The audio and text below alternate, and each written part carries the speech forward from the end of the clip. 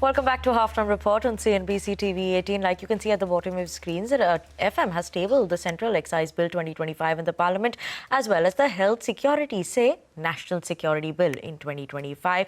Obviously, what this will be doing is that with this, the government is proposing to hike excise on tobacco products, including cigarettes. Now, to discuss more on this, we have Vivek, Johri, former CBIC chief, to talk to us about this and what this means as well, and what more should we be keeping an eye out on. Good afternoon, sir. Thank you so much for joining us on the show. As of now, these two bills have come in, the Central Excise Bill 2025, as well as the Health Security, National Security Cess Bill. So what should we be keeping an eye out on in terms of this? And now, after this comes into play, how do we see this merging with this whole GST ecosystem? Yeah, thank you and good afternoon to your viewers. So if you recall, when GST 2.0 was introduced and the rates were recalibrated, the 28% rate, which was applicable to a large number of demerit goods, and which was effectively the demerit rate, was also done away with. And instead, a 40% rate was introduced. The only exception that was made on 22nd September 2025 to this rate change was that for tobacco and tobacco products and cigarettes, etc., the kicking in of the new rates was kept on hold. The reason, if you recall, was that compensation cess, the tenure of the compensation cess was initially to end in 2022. But because loans had been taken by the central government during, COVID times, when GST revenues were not doing that well and states needed to be compensated, and those loans had to be repaid, the GST Council had decided to extend the tenure of the compensation cess till 2026. The reason being that whatever revenues were raised by way of the compensation cess, they were being used to repay the loans that were taken during the COVID period. Now, that tenure, the loan is likely to be repaid anytime now. And that is why the GST Council had authorized the finance minister to take a decision on when to discontinue the old rates for tobacco and tobacco products, and to allow the new rates to come in. Sure. I think this is a preparation for that, and the sole purpose of at least the Central Excise Amendment Bill appears to be to compensate the rates. I mean, to readjust the rates in such a way that the incidence of tax on these products does not actually go down, and it is maintained at the current rate. So if the 28% rate has been done away and it's been replaced by a 40% rate, let's say on cigarettes, then what happens is that there used to be a compensation cess, which was a mixed rate of specific and ad valorem. There was a basic excise duty, and of course there was a national calamity contingent duty also, which was like a duty of excise.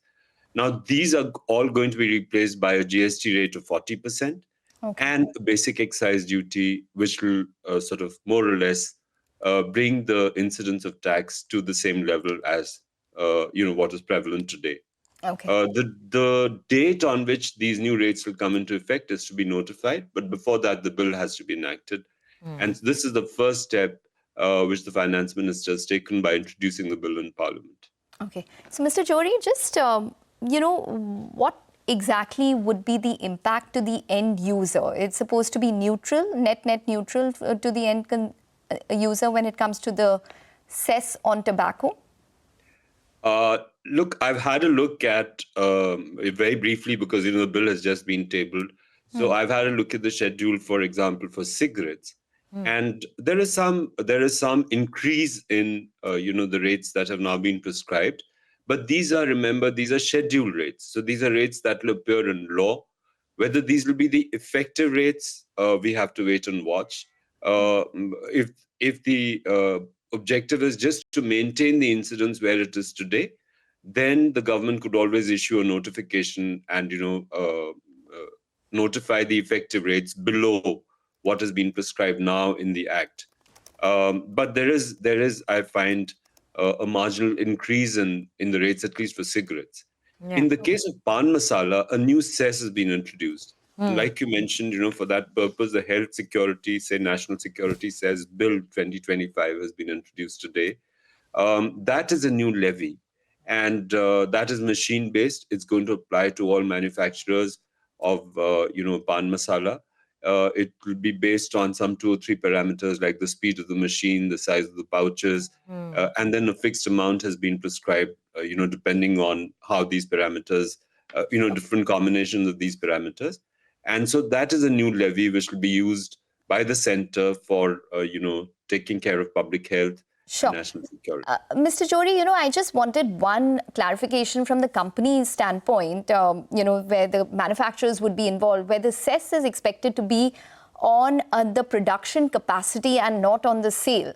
So would it be on the production, on the utilization of the manufacturing capacity that you have? Say, for example, it's 80% of the 100% that you've used, or is it going to be on the entire production capacity that you have, irrespective of how much you're utilizing? It's a normative levy, so it's going to be on the production capacity, not on the actual production.